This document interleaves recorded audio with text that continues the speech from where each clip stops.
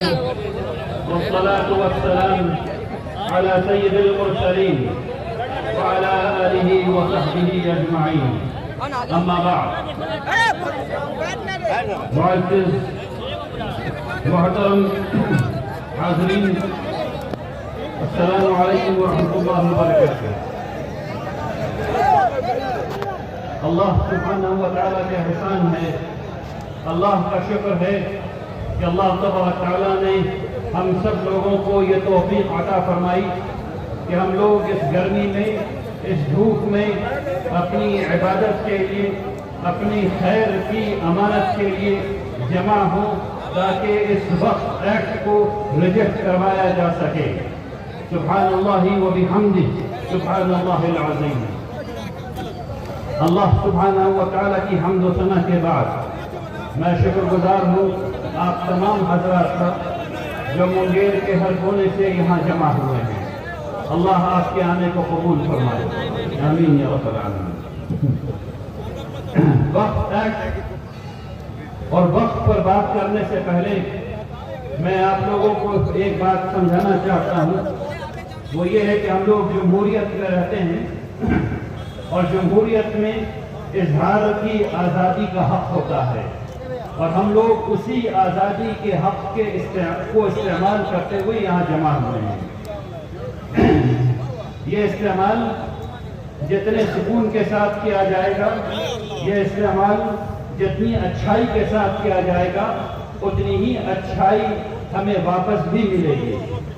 خوب یاد رکھیے، اللہ تبارک تعالیٰ نے قرآن میں ہمیں یہ بتایا ہے کہ اگر دشمن بھی ہو اور اس سے اچھے سے بات کرو تو وہ ایسے ہو جائے گا جیسے کہ تمہارا بہترین دوست۔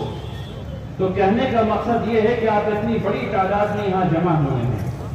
ابھی ڈپٹی میئر صاحب نے آپ لوگوں سے گزارش کی ہے کہ جب آپ یہاں سے واپس جائیں تو اطمینان اور سکون کے ساتھ جائیں، اور جو تانا اور جو مختلف چیزیں آپ کو راستے میں سنائی جائیں اس کا جواب نہ دیں، اور کوئی جھگڑا فساد وغیرہ کھڑا نہ ہونے پائے، چاہے آپ کو جھک کے کیوں نہ چلے جانا پڑے۔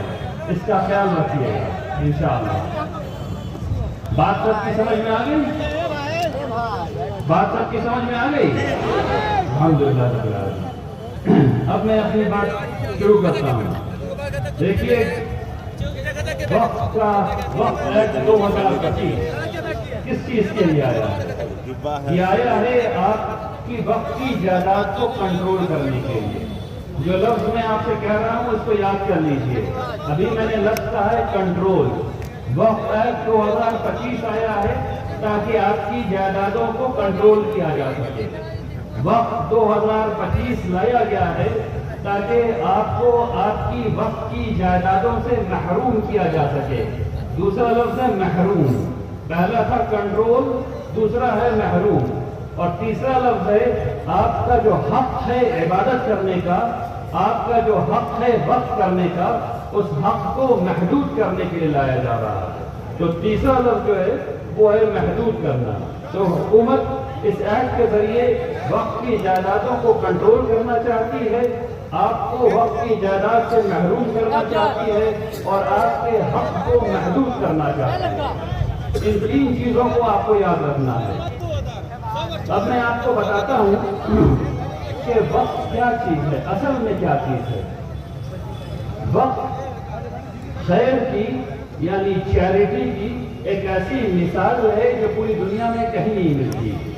اس خیر نے، اس چیریٹی نے اس ملک کو کیا سکھایا ہے وہ میں آپ کے سامنے رکھنا چاہتا ہوں۔ ابھی آپ کے سامنے یہاں بہت سے لوگ آئے جو مسلمان نہیں تھے، جو آپ کے سامنے آئے اور انہوں نے وقت کے خلاف مخالفت درج کرائی اور یہاں موجود ہیں۔ آپ کے سامنے، آپ کے ساتھ، آپ کے ساتھیوں میں، آپ کے بغل جو آج بیٹھے ہوئے ہیں اس میں مہادلت بھی ہیں، اس میں دلت بھی ہیں، اس میں ربیداس سماج کے لوگ بھی ہیں، اس میں نچلے بھی ہیں، اس میں اگڑے بھی ہیں۔ تمام لوگ آج یہاں موجود ہیں۔ یہ کیوں موجود ہیں اس کو سمجھنا ضروری ہے۔ وقت سے ان کا کیا فائدہ ہو رہا ہے اس کو بھی سمجھنا ضروری ہے۔ آپ کو یہ جاننا ضروری ہے کہ کہ اس کے ختم ہو جانے سے آپ کا کیا نقصان ہے اور اس سے کیا فائدہ ہے جو انسانیت کو پہنچتا ہے۔ اس بات کو سمجھیے اور سمجھنے کے بعد اس کو ہر ایک آدمی جو یہاں ہے اس کی ذمہ داری ہے کہ کم سے کم 10 لوگوں کو جو بات آج یہاں کو سن رہا ہے وہ بتائے تاکہ وقت کی اصل حقیقت لوگوں کے سامنے آ سکے۔ ہم سب لوگ یہ جانتے ہیں کہ ہم ایک ایسے ملک میں رہتے ہیں جہاں برابری نہیں ہے، جہاں اسمانتا ہے، جہاں اوپر کا کلاس ہے نیچے کا کلاس ہے۔ ہم سب لوگ یہ جانتے ہیں کہ اس میں لڑائیاں ہوتی رہتی ہیں۔ ابھی 2 سال پہلے راجستھان میں ایک بچے نے غلط گھڑے سے پانی پی لیا تو اس کے سماج والوں نے اس کو جان مار دیا، 8 سال کے بچے۔ یہ ہے زہر غیر برابری کا جو موجود ہے ہمارے سماج میں۔ وقت نے سینکڑوں سال پہلے یہ بتایا کہ نہیں، ایسا نہیں ہو سکتا۔ وقت کا کنواں کھدوایا گیا اور اس کنویں سے جو پانی نکلا اس میں سب نے پانی پیا۔ بہار میں آج بھی 45,103 گاؤں ہیں، 45,103 گاؤں ہیں اور صرف 136 نوٹیفائڈ شہر ہیں۔ ان 45,103 گاؤں میں جب وہ مزدور مزدوری کر رہا ہوتا ہے اور جب اس کو پانی پینا ہوتا ہے تو آپ یقین جانیے اس گاؤں میں ایک کنواں ہے جو وقت کی زمین پر کھدا ہوا ہے، جہاں سے ہر آدمی، چاہے وہ مہادلت ہو، چاہے وہ دلت ہو، چاہے وہ پچھڑا ہو، چاہے وہ اگڑا ہو، چاہے وہ مسلمان ہو، چاہے وہ ہندو ہو، چاہے وہ سکھ ہو، چاہے وہ عیسائی ہو، پانی پی سکتا ہے۔ پینے میں برابری کو سکھانا یہ وقت نے دیا ہے اس ملک کو کہ پینے میں برابری ہونی چاہیے، پانی میں برابری ہونی چاہیے۔ منشی پریم چند کو جن لوگوں نے پڑھا ہے وہ جانتے ہیں کہ پانی پینے کی وجہ سے کیا کیا مصیبتیں ہوا کرتی تھیں، اور جنہوں نے نہیں پڑھا ہے ان کو پڑھنا چاہیے کہ پانی پینے سے کیا کیا مصیبتیں ہو جایا کرتی تھی اگر غلط جگہ سے پانی پی لیا۔ لیکن وہ صرف ایک کنواں ہوتا تھا جو وقت کا کنواں ہوتا تھا، جس سے ہر کوئی پانی پی سکتا تھا، جس میں کوئی پابندی نہیں تھی۔ تو اس ملک کو وقت نے برابری سکھائی پینے میں۔ اب دوسری بات بتاتا ہوں آپ کو، خانقاہیں ایک جگہ ہے جو اس ملک میں بہت مشہور ہے۔ پہلے زمانے میں خانقاہوں میں بادشاہ آیا کرتے تھے، نواب آیا کرتے تھے، اور آج کے زمانے میں پرائم منسٹر جایا کرتے ہیں اور CM جایا کرتے ہیں اور مختلف منسٹر جایا کرتے ہیں۔ ایسی جگہوں پر برابری کا کوئی تصور ناممکن ہونا چاہیے تھا، لیکن وہ خانقاہیں ہی ہیں جن کا لنگر کھلا رہتا ہے اور جس میں روٹی دال آدمی اسی شخص کے ساتھ بیٹھ کے کھاتا ہے جس شخص کا ہاتھ بادشاہ سلامت چوم کے گئے تھے۔ بات کو سمجھیے، تو اس وقت کی جائیدادوں پر جو خانقاہیں بنی ہوئی ہیں یہ کھانے میں برابری سکھاتی ہیں، یہ بیٹھنے میں برابری سکھاتی ہیں۔ تو سینکڑوں سال سے اس ملک میں پینے کے تصور میں برابری وقت کی جائیداد سے آئی، کھانے میں برابری کو سکھانا وقت کی جائیداد سے ہوا۔ اب آگے چلیے، ابن بطوطہ نے اپنی کتاب میں لکھا ہے، وہ افریقہ سے آئے تھے اور انہوں نے دلی کے گورنر رہے 5 سال۔ انہوں نے اپنی کتاب میں لکھا ہے کہ 27,000 مدرسہ تھا وقت میں۔ اب سب لوگ کا ذہن جائے گا مدرسے میں تو صرف مسلمان پڑھتے ہیں، غلط بات ہے میرے بھائیوں۔ آج بھی بہار میں ملحقہ مدارس میں 10% بچے غیر مسلم ہیں، مغربی بنگال میں 15% بچے مدارس میں غیر مسلم ہیں، اور ایک زمانے میں 80 سے 90% بچے مدارس میں غیر مسلم ہوا کرتے تھے۔ آپ سب لوگوں کو ڈاکٹر سچیدانند سنہا صاحب کا نام پتا ہوگا، جن کے پیر کو جواہر لال نہرو صاحب نے دلی سے آ کر کے پٹنہ میں چھوا تھا، جن کے نام پر سنہا لائبریری پٹنہ میں بنی ہوئی ہے۔ یہ بخاری شریف تک پڑھ کر کے عالم کی سند لے کر کے اس کے بعد انہوں نے اپنی زندگی شروع کی۔ میں نے اپنی آنکھوں سے جو اردو کا قاعدہ دیکھا ہے 400 صفحے کی کتاب، وہ ڈاکٹر سچیدانند سنہا صاحب کی لکھی ہوئی ہے۔ تو مدارس میں پہلے سبھی لوگ پڑھتے تھے، تو 27,000 مدرسہ جو دلی میں تھا اس میں کون پڑھ رہا تھا میرے بھائی؟ کہ اتنے مسلمان تھے دلی میں جو 27,000 مدرسے میں پڑھ رہے تھے؟ یقیناً نہیں تھے۔ تو پڑھ کون رہا تھا؟ اس ملک میں عوامی تعلیم جو ایک ساتھ بیٹھ کر کے دی جائے، ایک ٹیچر سب کو پڑھائے، ایک ساتھ سب لوگ کھانا کھائیں، ایک ساتھ بیٹھیں، یہ کس نے دی؟ یہ وقت کی جائیداد کے ذریعے ہو سکا۔ تو پینے میں وقت نے برابری سکھائی، کھانے میں وقت نے برابری سکھائی، اور تعلیم میں وقت نے برابری سکھائی۔ اب اس کے بعد اس کو ایک چیز اور آگے لے کر کے چلیے۔ ایک زمانہ تھا جب ہاسپٹل کو مستشفیٰ کہا جاتا تھا اور کلینک کو مطب کہا جاتا تھا۔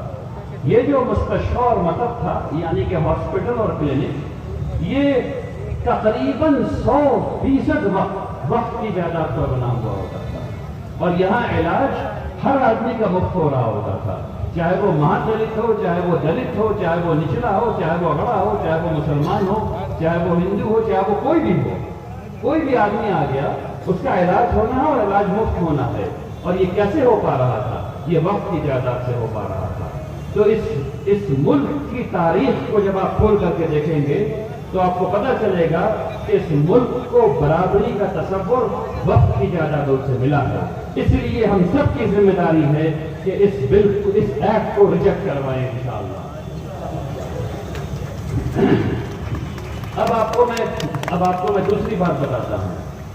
یہ ساری باتیں وہ ہیں جو آپ کو سمجھنی ہیں، اس کو دل میں جگہ دینا ہے، اس کو عقل میں جگہ دینا ہے، اور جا کر کے 10 لوگوں کو بتانا ہے کم سے کم کہ وقت نے یہ کام کیا ہے اس ملک میں، اس لیے اس کو بچانا ہے۔